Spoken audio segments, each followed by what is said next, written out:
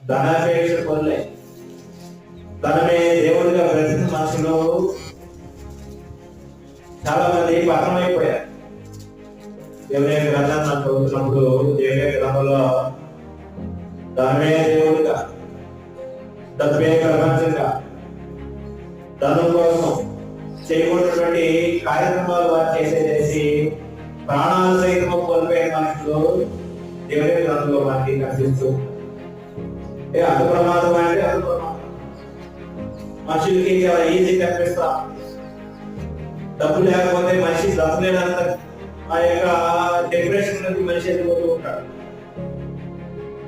కానీ దేవుడు ఏం చెప్తుందంటే ధనం మీద లక్ష్మణమాక, ధనాన్ని నమ్మాక, ధనం నిన్ను పాడు చేసింది అది బలం